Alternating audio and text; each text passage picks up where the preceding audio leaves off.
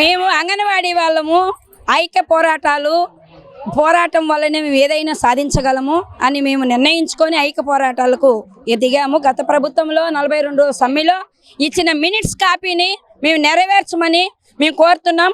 ప్రతి టెంట్కు వచ్చి లోకేష్ బాబు కానీ, చంద్రబాబు నాయుడు గారు కానీ, అలాగే పవన్ కళ్యాణ్ కానీ, ప్రతి ఒక్క మంత్రి, ఇప్పుడున్న మంత్రులు కానీ అందరూ కూడా ప్రతి టెంట్లో ఈ ప్రభుత్వం నెరవేర్చింది, మీ మినిట్స్ అంతా మేము నెరవేరుస్తామని మా ఓట్లు వేయించుకొని గెలిపించిన కూటమి ప్రభుత్వము ఈ బడ్జెట్లో డబ్బుల విషయం ఆర్థిక పరిస్థితిని మేము అర్థం చేసుకోవాలంట.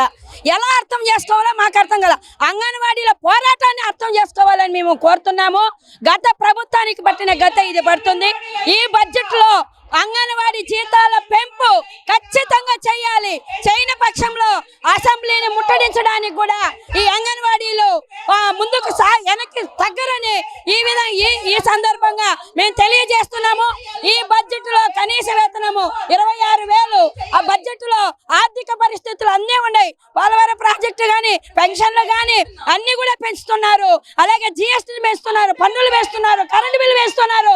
అయినప్పటికీ అంగన్వాడీల జీతాలు పెంచలేదు. పెంచకపోగా యాపుల మీద యాపులు, పనిభారం, విపరీతమైన పనిభారం. ప్రతి క్షణము రిపోర్ట్లు ఇవ్వడానికి మాకు అధికారులను ముట్టడించి చేసి అధికారుల దగ్గర మమ్మల్ని మానసికంగా ఇబ్బంది పట్టి ప్రభుత్వానికి తగదని ఐఎఫ్టీగా మేము డిమాండ్ చేస్తున్నాం.